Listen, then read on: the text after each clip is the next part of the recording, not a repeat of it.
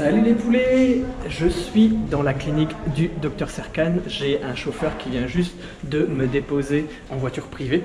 Et là, je suis revenu pour le premier lavage, donc à J+3. A tout de suite.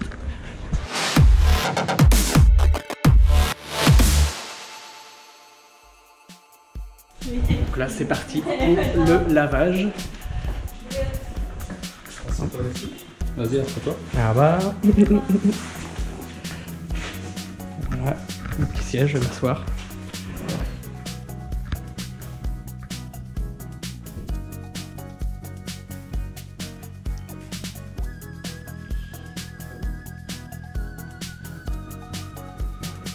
Ça colle un petit peu. Ça fait 2 jours consécutivement que je l'ai parce qu'il fallait pas l'enlever du tout le bandeau. Donc ça s'est un petit peu accroché derrière la tête.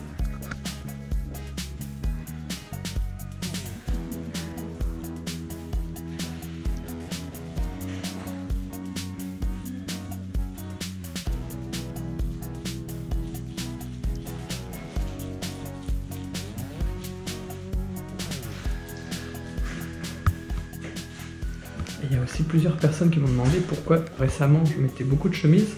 Et en fait, c'est parce que après la greffe, il faut absolument éviter de mettre des t-shirts ou des pulls parce qu'on est obligé de les passer par la tête. Et pour éviter tout frottement, il faut privilégier les chemises. Donc là, le lavage, rien de désagréable. Je ne sais pas si vous voyez bien. Mais c'est vraiment avec des petits mouvements circulaires. C'était recommandé lors de la consultation post-opératoire. Moi, c'est mon premier lavage parce qu'il ne faut surtout pas laver avant le 3e jour.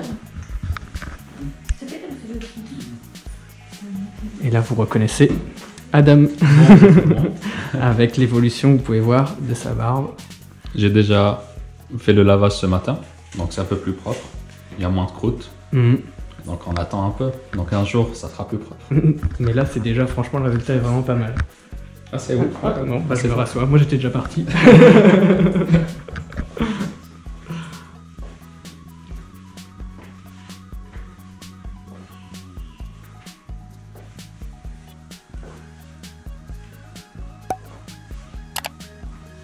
Voilà, donc là, c'est la zone un petit peu plus sensible, vu que c'est là où il y a eu la greffe. Et c'est vraiment des petits tapotements, vraiment très très très légers. Voilà, agresser et enlever les greffons.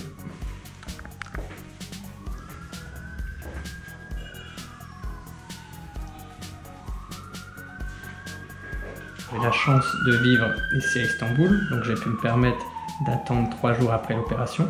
Mais vous, si par exemple vous venez juste temporairement que quelques jours, juste pour l'implantation capillaire, vous devez le faire chez vous. Et voilà, il y a des petites méthodes, donc vraiment tapoter. Là, vous voyez vraiment en live fait par une professionnelle. Et à vous de reproduire la même chose chez vous. Moi, je vous le montrerai plus tard dans tous les cas, vu que je vais pas revenir quand même tous les jours les embêter pour me laver. Donc, je vous montrerai plus tard. Donc là, c'est la lotion qui vient d'être appliquée sur la zone donneuse et la zone receveuse. Et maintenant, il faut laisser agir pendant 1 heure avant le lavage. Donc bah voilà, on se retrouve 1 heure plus tard. À toutes. 1 hour later. C'est reparti. Donc ça fait 1 heure que la lotion agit sur mon crâne et derrière. Donc là maintenant, on va passer au shampouinage. Toujours dans la même pièce, la même personne. Hello again.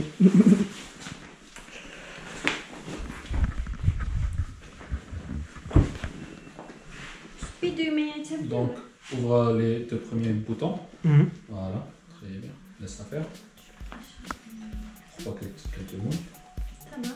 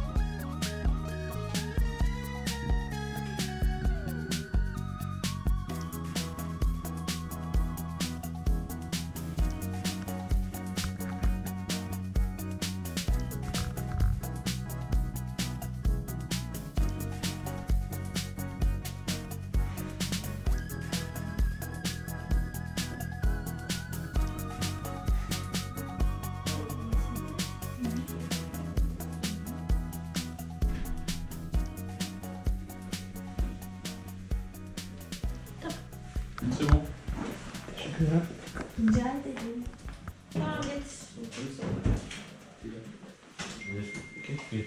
Le lavage est terminé, donc comme vous l'avez vu, on a commencé avec la lotion. Donc il faut la laisser agir une petite heure, donc pour ramollir un petit peu, voilà, le sang qui a coagulé.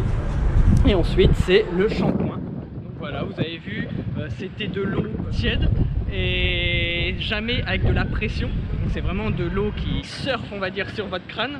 Je vous remontrerai dans tous les cas chez moi comment je vais faire. En tout cas là on a une bonne idée. Je me suis pas vu dans le miroir, donc je sais pas trop ce que ça donne. Mais en tout cas on se sent beaucoup plus frais et c'est ça le principal. Dans tous les cas je refais un petit point un peu plus tard. Là je vais retourner à mon appart et voilà, on refait un petit débrief. A tout de suite.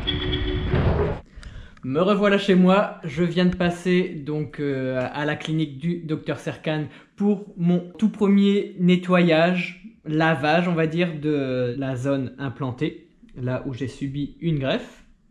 Parce qu'on a le droit de se nettoyer le crâne, les cheveux, seulement au 3e jour après l'intervention, après l'opération.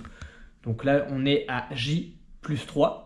Par rapport à l'opération et voilà, tout s'est bien passé, vous avez dû le voir sur les images.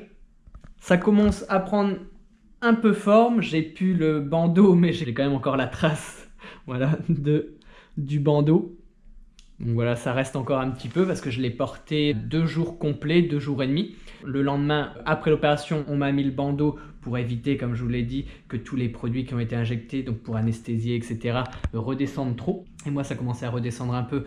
Donc là, avec le bandeau, ça arrête tout. Et c'est juste pour pas avoir le visage déformé, hein. C'est rien de toxique.